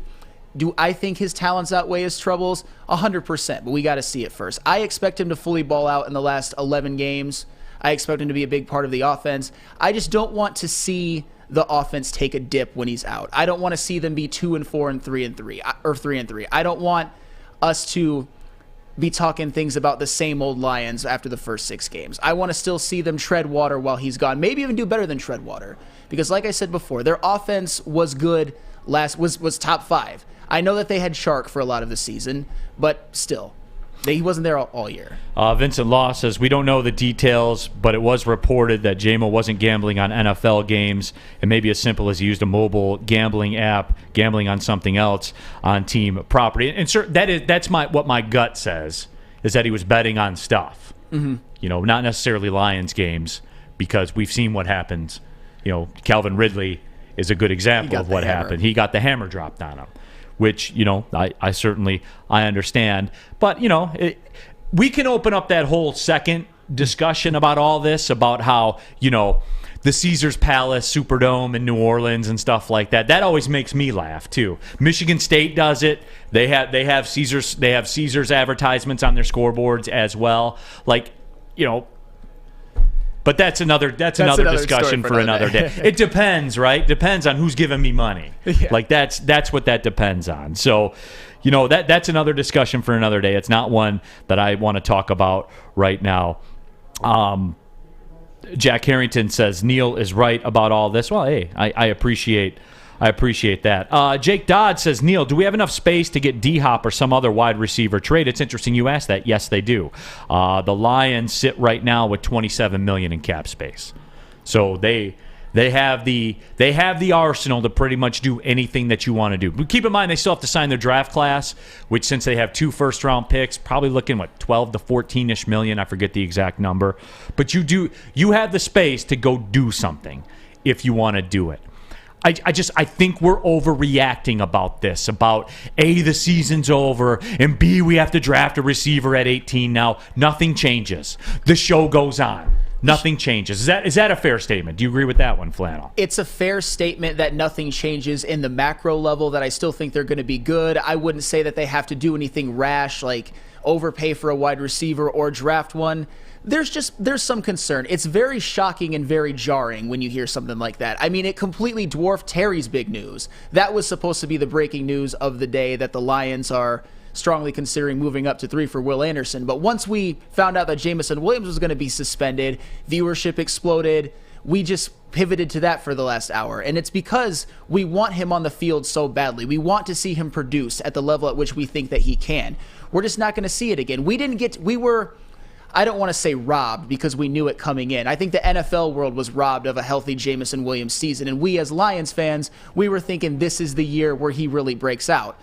He has 11 games to do it, but we would strongly prefer to have him have a full season in which we could really see him do what he can do. We might get it in year 3. It's very, very disappointing to me. Blitzberg, and I haven't seen you hear him before. Blitzberg, appreciate you tapping into Big D Energy. The same people saying gambling should be allowed are the same people who would be yelling about games being fixed if it went against their favorite team. And Blitzberg, both things can be true. You're 1,000% right. Those are the same people that'll light up the chat. Oh, Vegas is in on this one and all that kind of stuff. Those people make me laugh, too.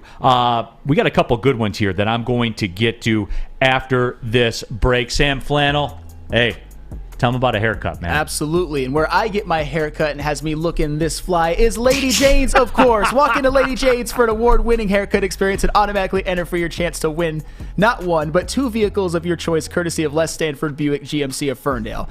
That's right, 2 cars, 1 for you and 1 for your wife, girlfriend, or best bud. Lady Jane's open 7 days a week. Walk in anytime. It's wicked awesome.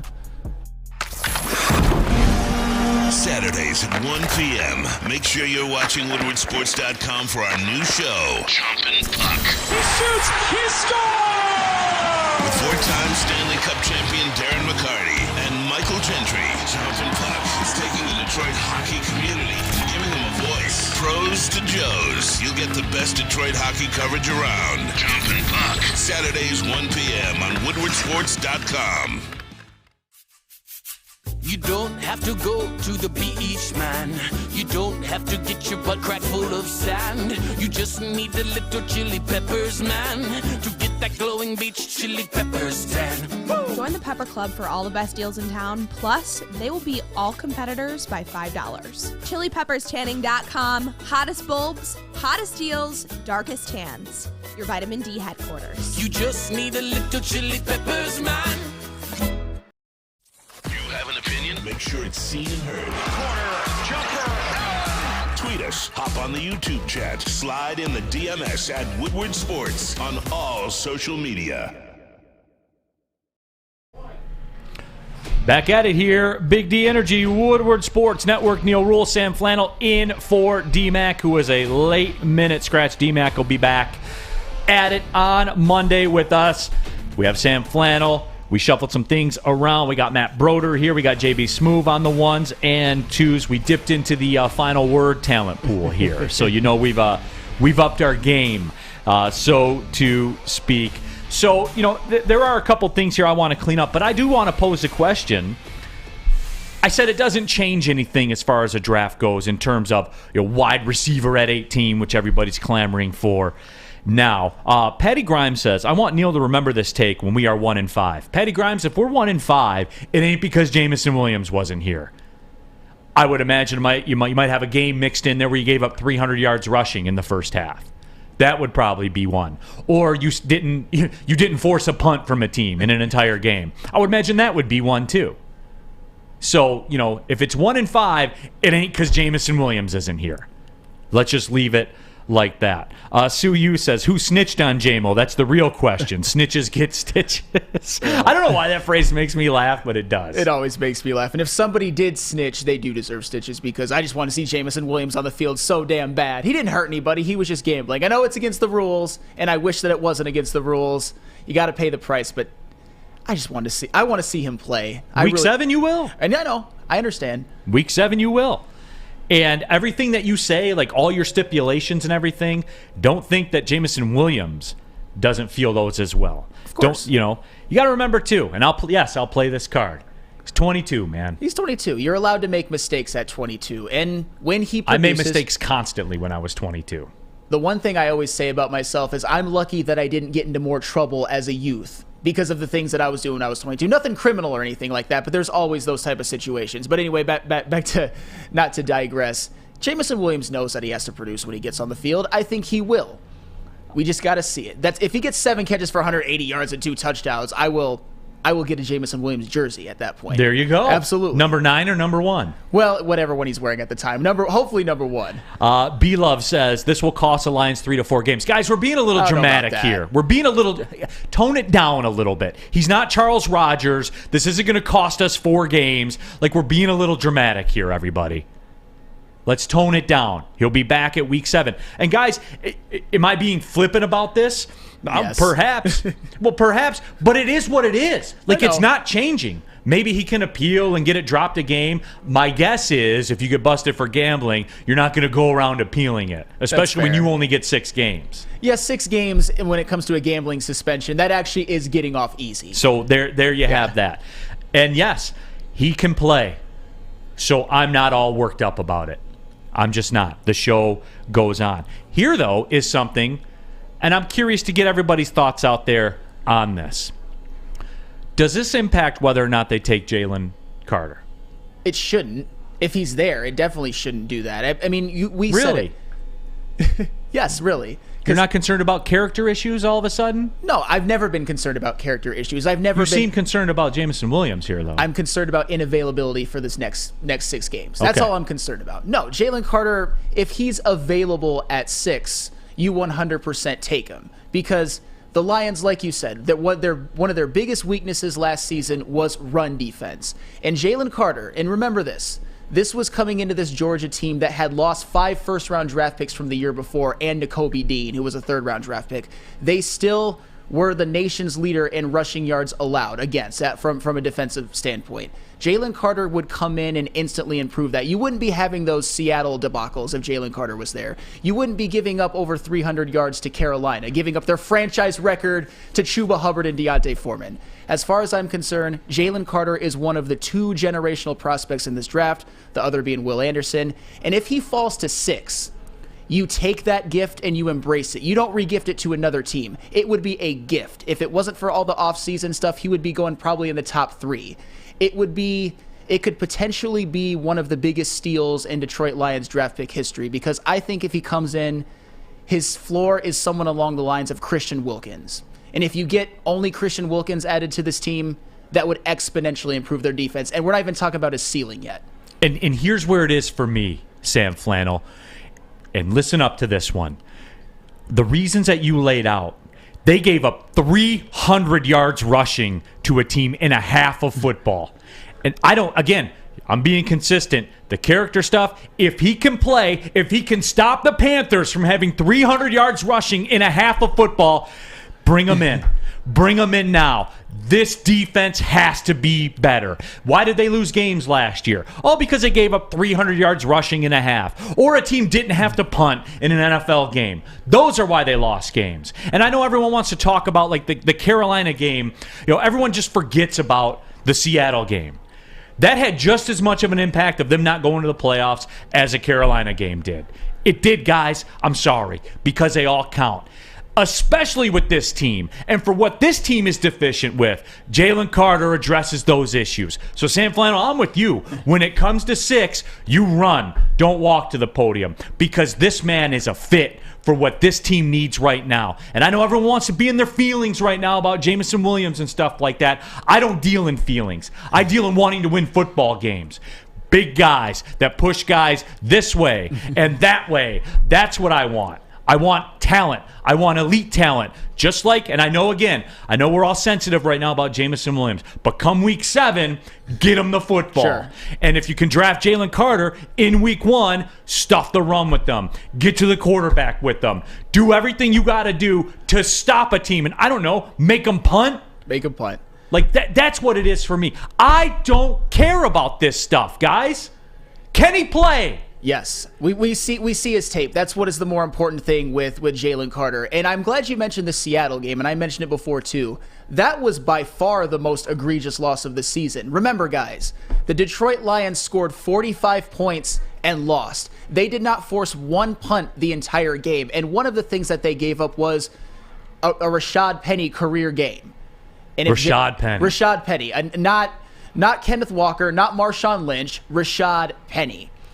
If the Lions, that would be one of the things that if the Lions did this at 6, that would make me very, very upset if they did pass on Jalen Carter. And I know Terry Foster had already mentioned that organizationally they might not all be sold on him, but to me, he's one of the best interior lineman prospects of the past 5-10 years. He is everything that the Detroit Lions need right now. What is one of their biggest deficiencies? The defensive line. You've got Lee McNeil, you've got Isaiah Buggs, you've got John Kaminsky, you've got maybe Levi Onwuzurike.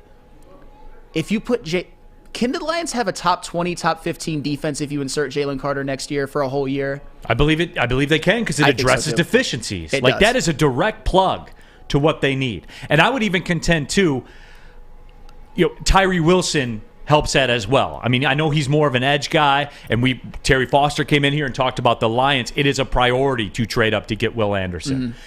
A priority. That was my takeaway from the convo with Terry. And look, if you missed that, I would subscribe downloading the Big D Energy podcast, subscribing to it, download it to your phone, go back and listen to that first hour because Terry Foster was in here and brought fire. He's the first in Detroit to have this. So when this goes down, remember, it was Terry Foster that was the one. Now, this is contingent, obviously, on what Houston does at 2, but just remember that. Now, obviously, this Jamison Williams bombshell that dropped kind of has taken over the show, understandably. Woodwardsports.com chat thread, and jump into there, get your thoughts out there. Amp Shut says, I'm moonwalking to the podium with the 6th pick. The Detroit Lions select Jalen Carter. Can you moonwalk at all, Flannel? Not very well. I'm very, very clumsy when it comes to moonwalking, but I would try. I would certainly risk falling on my ass to moonwalk to the podium to get Jalen Carter if he's there. It's all about talent. He would be, if he's there, I assume that he is the best player available at that point. I assume that Will Anderson is gone. So 100%. How can you not? JB Smoove, WoodwardSports.com chat, pull it. I got you. Jalen Carter at 6. Yes, no. Very, very simple. Are you concerned about character issues, or do you want talent? That's what it boils down to. WoodwardSports.com chat thread. Nick Fabrizio also says, what do you mean you're not concerned? I'm concerned. Guys, because I don't get caught up in feelings. It is what it is. Week 7, he's back. And guess what? The expectations don't change. Also, what I saw him do in the limited touches he had in the National Football League still lead me to believe nothing changes with that. I saw what I saw last year. We saw what we saw at Alabama. We saw his absence in that national championship game probably cost them a national title. Because guess what? When he played in the SEC championship game, electricity. 7 catches, 184 yards, 2 touchdowns against maybe the best defense in college football history. That happened. Changed the face of the game. Yep. So none of that changes for me. The sentence will be served. The punishment will be served. That's it. That's all.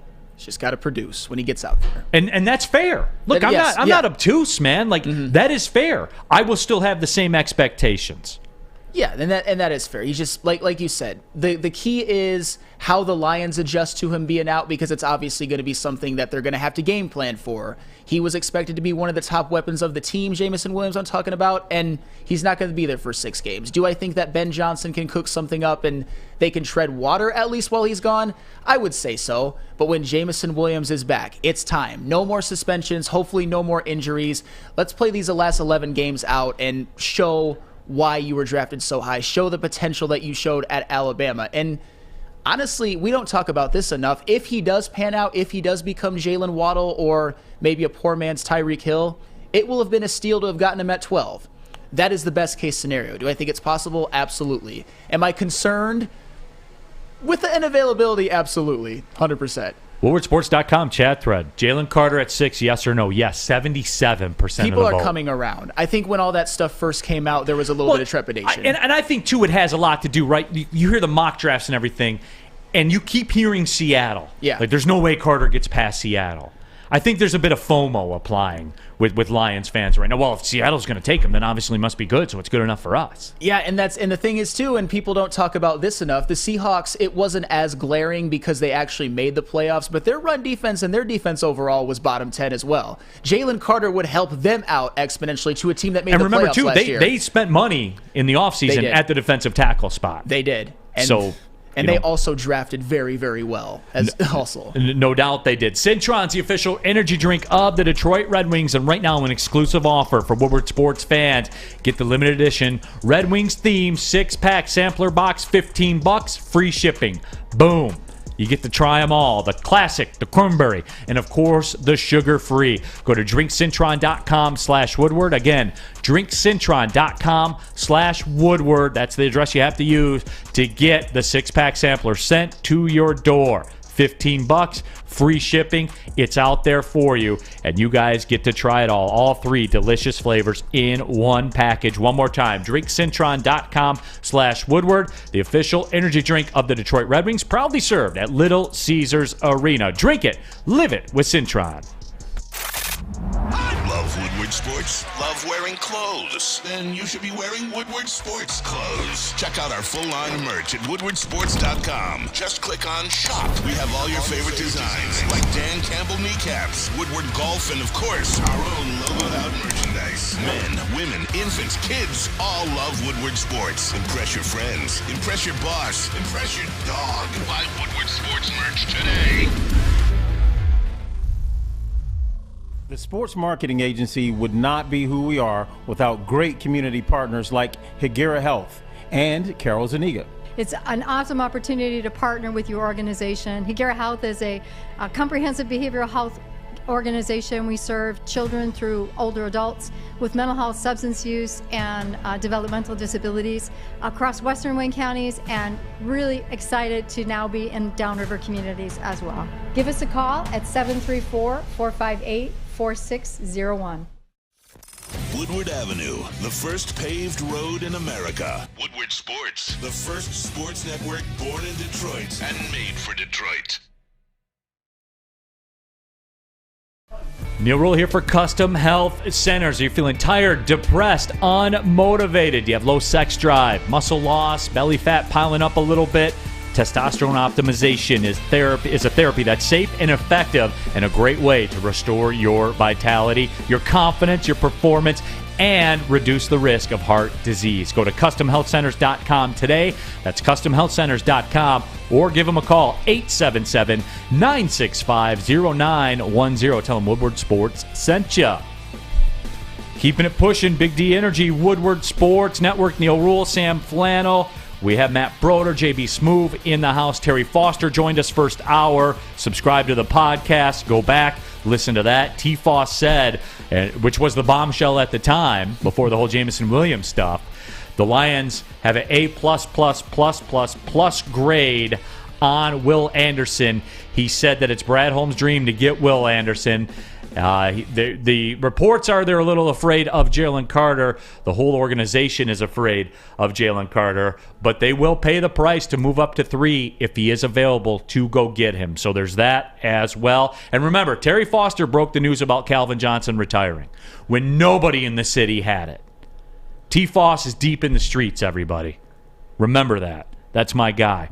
Some talk about it in the WoodwardSports.com chat thread, so I go to my good friends at Spot Track. The financial ramifications of Jameson Williams and the suspension. Williams was set to earn a fully guaranteed $1.5 million this season with another 2 years, $5.3 million plus, a fifth-year option in 2026 still remaining on his rookie deal. Williams will forfeit just under $500,000 for the 6 weeks missed in 2023. Furthermore, the salary guarantee on the $6.87 million will now void. The Lions may also seek to recoup $823,000 of his signing bonus, 6 weeks of the 2023 proration per this suspension. So that's on the table for the Lions. They're not going to do that. There's no way. They have a track record of doing that with wide receivers. Okay. Hall of Fame wide receivers. That just seems. I think it depends a lot on if he actually produces. I don't know. To me, it's not going to really. I feel more bad for the financial implications it's going to have for Jameson Williams himself than it is for the Detroit Lions. That just doesn't seem like something that's very advantageous for them. But who knows? We'll have to see if he can come back, if he can produce, if he can get reacclimated into the offense in Week 7. I don't know. That to me seems like a little bit of a petty. It seems very petty, like a nothing burger, as I was going to say. Derek Lewis, though, says they need to take his signing bonus. Come on.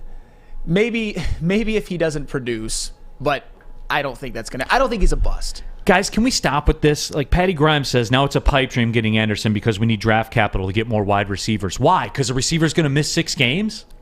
For real. Like, you're going to alter your entire draft strategy because he's missing 6 games, everybody. They're not putting him in a rocket ship and sending him to the moon for the rest of his career. It's 6 games. Looks like Team Rocket's blasting off again right now. No, like, for real. It's 6 games. I know.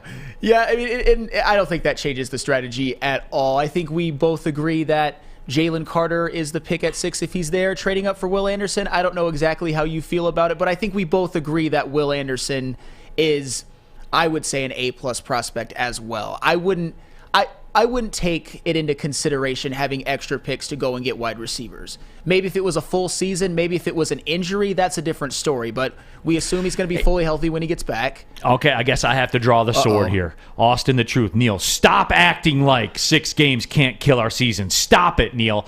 Austin, 6 games, all 6 games are going to come down to Jameson Williams and what he does. It all hinges in the balance of what Jameson Williams. Then you know what? If a wide receiver missing 6 games derails your season, then guess what, Austin? Your football team isn't as good as we all think it is. How about that? Like, come on, how about this? Stop acting like this team isn't deep enough to be able to overcome this. Stop it, Austin. Like, how about that, man? Like, they have depth on this team. Brad Holmes has killed the drafts. Those are factual takes right there. Maybe it's me. Is it me? Help me out here, guys. Is this me where I just think once the 6 games is over, the show goes on? And I don't think that missing Jameson Williams is going to cause you to go 1-5 if you weren't already going to go.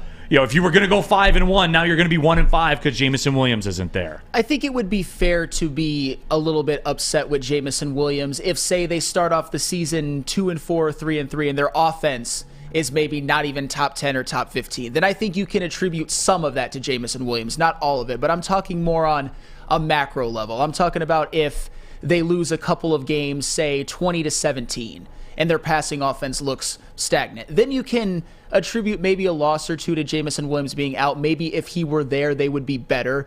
But on a larger scale, too, I also agree with you. I think that there is enough on this team to at least tread water, depending on how difficult their schedule is at the beginning of the year, to at least start the year 3-3 or 4-2. And I think by that point, they would be fine to still reach all the expectations that we all have for them, while also having Jameson Williams back, which we think will exponentially help their offense. What do you got? All right. So here we go then. There's this take as well. Peter Van Leerhoven says, Neal, wake up, dude. Time to cut J-Mo. The guy's a cancer. Okay, Peter. So you are going to take $9 million in dead cap, right, to release Jameson Williams, even though he's suspended just for 6 games and will be back in the 7th because he's a, quote, cancer. What? Guys, you wake up. Nobody's doing that. No NFL team's going to do that. Remember, guys, this is a league where we have had people DUI and run into people on the street. They still play.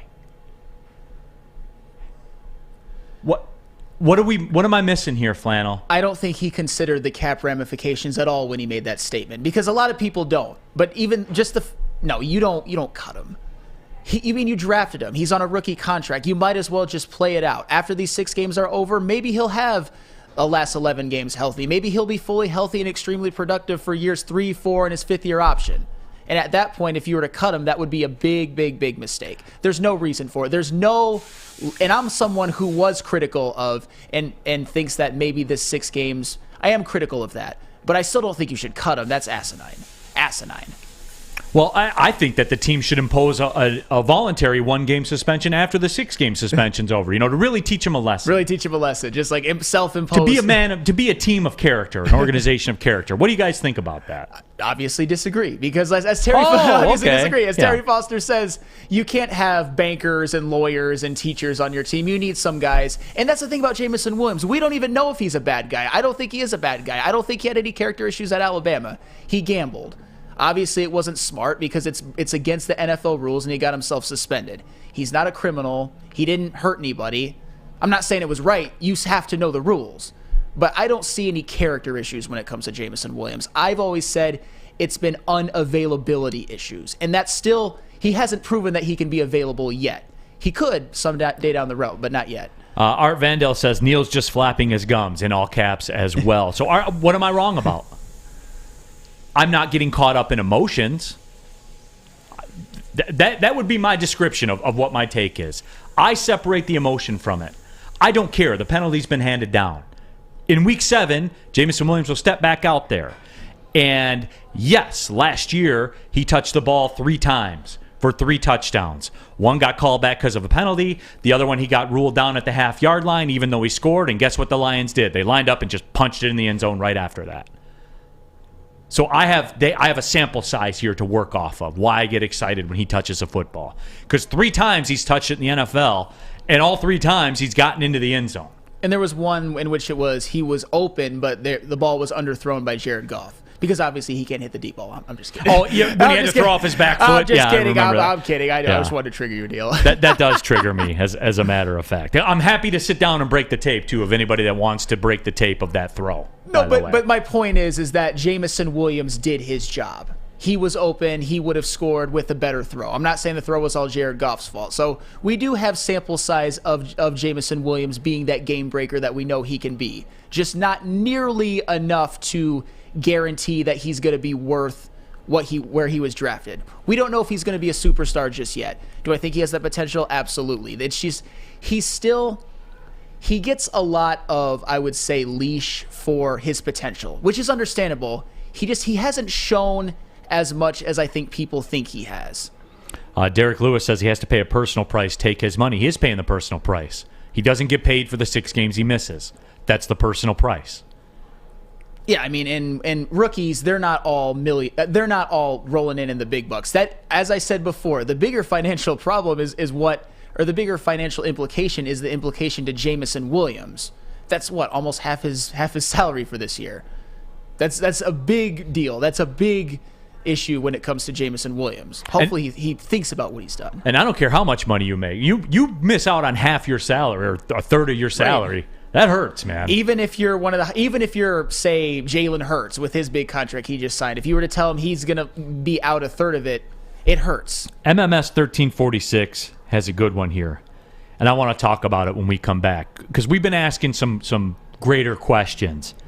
He's got a good one, or she has a good one, and I want to get to this after I learn where Cousins Maine Lobster is today. Oh, Cousins Maine Lobster. It is the best lobster that you can possibly get. And that's not what I think. That's what I know. Woodward Sports loves lobster. And what better way to get your fix than Cousins Maine Lobster? With 2 trucks rolling around Detroit, you can be sure to find the best lobster rolls, lobster tots, and lobster tacos to power through the day. Go to cousinsmainelobster.com to find the schedule. Introducing the Planet Fitness Guide to getting that post-workout glow. Step 1. What's your why? More epic energy? Better sleep? Blow off steam? Step 2. Join Planet Fitness for just $10 a month and get moving in our clean and spacious clubs. Step 3. Bask in that post-workout glow. Join Planet Fitness today for just $10 a month. Join today at any of the 50-plus Detroit area locations.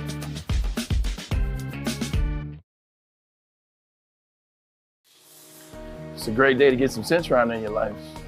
Okay. There it is. Centron, here we go. Gotta grab the cranberry. Oh wait, It's 2 for $4. Got to double up with the classic as well. Centron World, baby. Centron, available at select Kroger's, and if you want to know how, go to @CentronWorld.com. You can get dope like me. You know what? Why wait?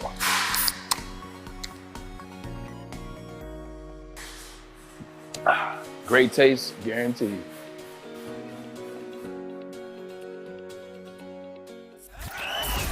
We are the network for Detroit by Detroiters. Welcome to the Woodward Sports Network. It's a new year. Let Guardian Alarm offer you customized solutions from real experts. Our professional technicians take the time to recommend security and automation solutions specific to your needs. 24/7 professional monitoring. Call us anytime, day or night, and know that a Guardian team member will stay on the phone as long as needed. Technology backed by people. Your safety and security deserve technology that's been proven to work and people who have been proven to care. Call 1-800-STAY-OUT. That is 1-800-STAY-OUT. Guardian Alarm. Coming down the stretch here already on a Friday. Big D Energy, Woodward Sports Network, Neal, Ruhl, Sam Flannel, the late edition in for D-Mac. We had to go to the bullpen. Matt Broder slumming it here on Big D Energy. We also have JB Smoove as well. You guys are going to be back, right, with the final word, back into the pros at 2, right? Right? JB definitely will. Oh, JB. Oh, Yeah. So you're in the same boat, man. Yeah. Okay.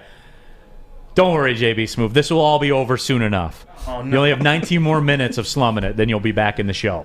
Oh, no, I love hanging out with you guys. It's Do you? perfect. Yeah. It's a different pace, I'll say that. Yeah, okay. All right, that's I guess that's fair. William Vanderswag, y'all need to chill about J-Mo. And look, we've had 2 big bombshells here today. Number 1, Terry Foster said the Lions are very interested to the point where it looks like it very much could happen to trade up to get Will Anderson. They want to move 3 spots up, trade with Arizona if the opportunity presents itself to select Will Anderson. They have an A++++ grade. I believe the quote from Terry Foster was, his dream is to get Will Anderson. He also reported they are afraid of Jalen Carter. The whole organization is afraid of Jalen Carter. Then the news report from Ian Rappaport, the Detroit Lions have suspended, or the NFL has suspended Jameson Williams 6 games, C.J. Moore and Quintez Cephas for the entire season. C.J. Moore and Quintez Cephas were then released, so they are no longer Detroit Lions, but Jameson Williams is. He will be suspended for 6 games, and it has been an emotionally charged discussion. There are strong feelings both ways, and it's carried the show here today, but we appreciate everybody new that's tapping in to Woodward Sports. Hope that you all are enjoying it. But here's the question. MMS 1346, and this is great. And this is why I take a ton of the text and stuff like that. You guys know what you want to talk about. So, when we get stuff in here, I'll use it, and we'll go with it too. I don't care. MMS 1346 says, it's more a locker room issue than a JMO issue. 4 Lions suspended is a bad look, and it suggests the Lions culture isn't as strong as people say. Now, for the Jameson people, where he's a cancer and everything like that, you must echo those sentiments, right? You be consistent. You guys know where I stand. I'm consistent with everything I say. So if you're a JMO's a cancer, release him, keep a signing bonus. If you're in that camp, then you suggest that there's an issue too, right? That's consistent. No, I mean, I don't think there's an issue with the culture when it comes to the Detroit Lions. I'm sure people who echo that sentiment will. I only said that I'm concerned about his unavailability. And one thing that I've always been consistent about is I think culture is very, very overrated. So I don't look really anything into the whole, all those guys getting suspended. I mean, 3 of them don't even really play. They're basically replacement level players. They're basically in the way of Tom Kennedy shining. That's what they were in the way Stanley of. Berryhill. Now TK85. Now it's his time, and you'll pay. All of you Tom Kennedy dissenters, you'll all pay. I don't think there's that many Tom Kennedy dissenters. I think it's Other just than me. you. Than me, because everybody for some reason. Well, I was pointing at you indirectly. All right, yeah. Everybody seemed to always cape up for Tom Kennedy in the chat. It was me drawing a sword questioning Tom Kennedy, which I thought was absurd, but oh well. I mean, it's not just him that's going to get more opportunities, so there's better players that will too. J. Will Fan echoes my sentiment. My statement was read by Jay. I will read my statement according to J. Will Fan, who put it best. And this is something I've said since second one when I've stepped on this microphone. Culture is just about winning, nothing else. Show me a winning team, I'll show you a great culture. Show me a losing team, I'll show you a bad culture. You know why? Because the team that wins, wins. And the team that loses, loses. I couldn't agree with you more. Talent outweighs culture 100 times out of 100, which is why I always get annoyed when we talk about character guys. We talk about culture as well. Can you produce or can you not? I don't look anything into, say, what Udonis Haslem does for the Miami Heat. Or even 08 Darren McCarty, who usually sits here and had one regular season point. That's all. I know. I had to put that in there. Pistons fan 11, LOL, some of you all are insane with these reactions. TK85 getting a lot of run in the chat right now. Of course. Corona says TK85 just does the correct thing over and over and over. All 8 catches? I mean, I get it. Some of them were big. I'm not going to root for him to fail if it helps the Lions, but still, you guys' overreactions. He made a few good plays. Uncle Neal's soft feet let Kennedy cook. Are you prepared for the Tom Kennedy takeover? No, because Jamison Williams better hope he gets back on the field in Game 7. Because now all of a sudden Tom Kennedy is going to steal J-Bo's job. Is Jamison Williams going to get Wally pipped? So now we're saying that Tom Kennedy's Lou Gehrig. No, 100% not. He's going to be a part of it. He might be, well, okay, let's look at this. You've got Amon-Ra St. Brown, you've got Josh Reynolds, you've got Marvin Jones. Those are probably going to be your top 3. Do I think it's more likely that Tom Kennedy makes a roster spot? Sure. Do I think he's going to produce big? Not necessarily. He might get some targets. And he did some things with those targets. I've never denied that. It's just, he is the perfect face and figure to be one of those Detroit Lions cult heroes. So anytime he does anything, Tom Kennedy is Zach Zenner, is Tom Kennedy. Anything he does anything, the fans just lose their minds, including you, Neal. Let me see here. We have this sent along. Jamison Williams' agency has confirmed to ESPN's Adam Schefter that his violation was not for betting on football, but due to breaking a, quote, technical rule regarding the actual location in which the online bet was placed, unquote. The agency added that the bet would have been permissible from outside the facility. You know what? Yeah, he should appeal this at this point. But don't you He should appeal it. I mean, I wouldn't mind him appealing, but still, I know that that's a very much a technicality, but don't you have to know the rules? Make absolute sure that you're not doing anything that's against NFL rules. I know that it sounds really, really petty. Was he in his car in the parking lot, maybe? That's the question that was a UFC fight about to start? He wanted to get that action in? That is the question that we have to start. And if that was the case, maybe he could get his suspension reduced. I would love to see it because I'd love to see him back on the field. But still, you need to be 100% sure that you're not breaking the rules if you're betting, because it looks like there's some stipulations when it comes to where you can and what you can. Mike G says Michigan culture is a winning culture. Yeah, as long as you're a 10-point favorite. I will never live that TCU loss down because there's not a lot I can come back with. No. At this point. As long as you're a 10-point favorite and you're better than the other team. I mean, Ohio State last year, Michigan certainly wasn't a 10-point favorite, but still, I get it. They lost to TCU. That was one of the biggest missed opportunities in the history of Michigan football, and I'll never live that down. I just wanted it to be put out there. So does this change anything? Does that change anything for you? Like which UFC overall? They can bet on. If you're a sports employee, you can bet on UFC, unless obviously you work for the UFC. But it's one of those things where that's the question I have. Does this change anything for you? As silly as this may sound, no, and here's why. Because it never to me was about character or anything like that. It was about unavailability. If it was a rule and he didn't know it, it's his responsibility to know the rules. If he can get his suspension reduced via appeal, that is when I will change my tune on this. Because I've never said that it was about him being a bad character guy. It was about if he can be available for more games, it changes things. If he can't, I feel the same way. So that's where I am with it. Chef Chris Smith says, I hope he appeals this. SMH. JB Smooth, can we take it to the streets? WoodwardSports.com chat poll. JMO didn't bet on football. It was a legal bet. Does this latest JMO news, does that change your take on him? I got you. Is he still a cancer? Should we, quote, cut him and eat $9 million in dead cap money? Oh, God. It's just so absurd to even hear you say it. But see, this is where I'm different. Like, I live in reality. I live by facts. I live by what happens. I take emotion out of it for the most part, unless we talk about Alavila. Then I get triggered. But I know that going in. Cut him was a very strong reaction. And there were a few people who said that. It wasn't just you pulling stuff out of the ether. There were people who actually said bust and cut him. I think it's fair to question whether or not he was the right pick as of now. Full stop. Nothing more, nothing less.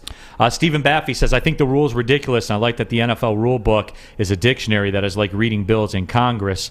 I am not as upset over this as some are. DJ Element says, it doesn't change my take on him because I wasn't down on him. DJ, I ride with you on that one. Eric Allen in caps, appeal the suspension. Luke S. says, so he's a good character guy. I don't know. Silent. There's no excuse for the suspension, especially after what happened.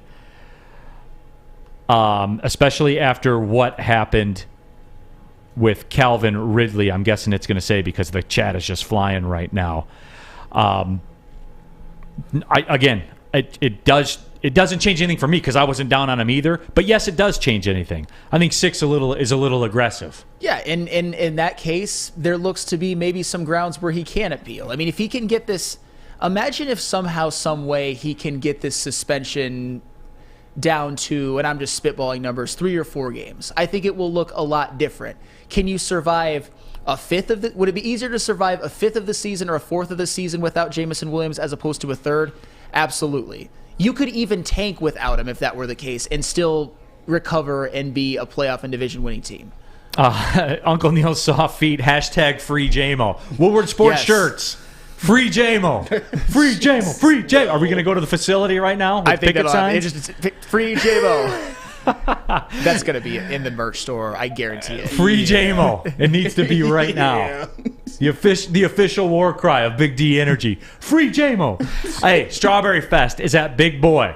That's right, guys. It is on and popping. You can get the classic breakfast items, the strawberry hotcakes, or the mouth-watering red velvet waffle. Not a breakfast person? No problem. Try the strawberry bacon chicken wrap or cool off with the refreshing summer splash salad. Dessert, everybody. That's what spawned the birth of Strawberry Fest. The berry delicious classic strawberry pie. Or you can get deep-fried vanilla Oreos, strawberry hot fudge cake. All of it is out there. It's Strawberry Fest. Get into your local Big Boy today. You've heard of Gordon Ramsay. You've heard of Bobby Flay. But Thursday night Master Chef Brad Holmes will be in the kitchen with all of the ingredients needed to make a great dish on draft night.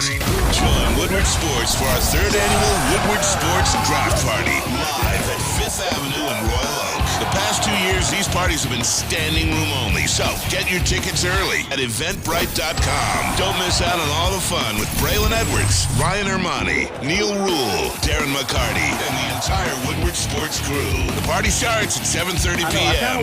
It's the biggest draft party in the Motor City, brought to you by the biggest network, Woodward Sports. We might. Walk into any Lady Jane's Haircuts for Men for an award-winning haircut experience and automatically enter for your chance to win not 1, but 2 vehicles of your choice, courtesy of Les Stanford Buick GMC of Ferndale. That's right, 2 cars, 1 for you, 1 for your wife, your girlfriend, or your best bud. Lady Jane's Haircuts for Men, open 7 days a week. Walk in anytime, sign in, sit down, watch your favorite team play, and before you know it, your hair will be game ready. Let one of our talented award-winning stylists make you look handsome and clean. Lady Jane's Haircuts for Men. It's wicked awesome. All right, Neal, chili peppers tanning in 5, 4, 3, 2, 1. Neal Ruhl here for Chili Peppers Tanning. We'll find the cleanest salons in the D, spotless sanitized rooms, and trained and certified tanning professionals. Join the Pepper Club. Get all the best deals. They'll beat the competitors' prices by at least $5. Don't forget to pick up the Australian Gold, Designer Skin, Cal Tan, and Swedish Beauty Lotions. ChiliPeppersTanning.com. The hottest bulbs, the hottest deals, the darkest tans. They are your vitamin D headquarters. 27 locations, more on the way. Go to ChiliPeppersTanning.com. Find out which one works best for you. It is Chili Peppers Tanning. All right. It's on and popping, everybody. We are talking about it. And, you know, does the free JMO movement start? I think so. Yeah, I think so. Considering, I mean, especially if there are grounds to appeal, we obviously don't know all of the details, but maybe it was a technicality. And if they, J-Mo. Yes, Free J-Mo. Who do we want free? J-Mo. When do we want him free? Now.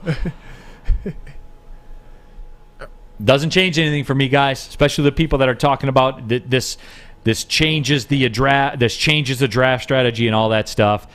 It does not. The people seem to like the free J-Mo. Free him. Not just B313 though. It says lock him up, lock him up. Oh, Jesus. He committed no crimes. Let's say that's a little aggressive. Come on now. Here on Mark M says I'll buy a free J-Mo shirt now. I bet we could. Adis 411. Thank you. Michael Jordan was a gambler. Everybody loves him some Michael Jordan. You know, not me. He's disqualified as being one of the best players, if not the best player ever, because he gambled.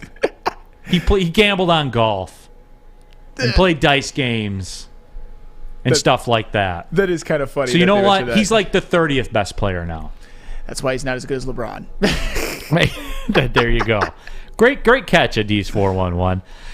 What a show today. Ransom says, I'll buy a free Tom Kennedy shirt. What has he ever not been free from? He's just not that talented. That's all. That's the only thing holding him back. Unless it's 3rd and 7 and you're on the road in New York. I gave him credit. I did. Yeah. So, again, final words coming up 2 to 4 today, so make sure you tap into that. You got Ermanni and Braylon Edwards today?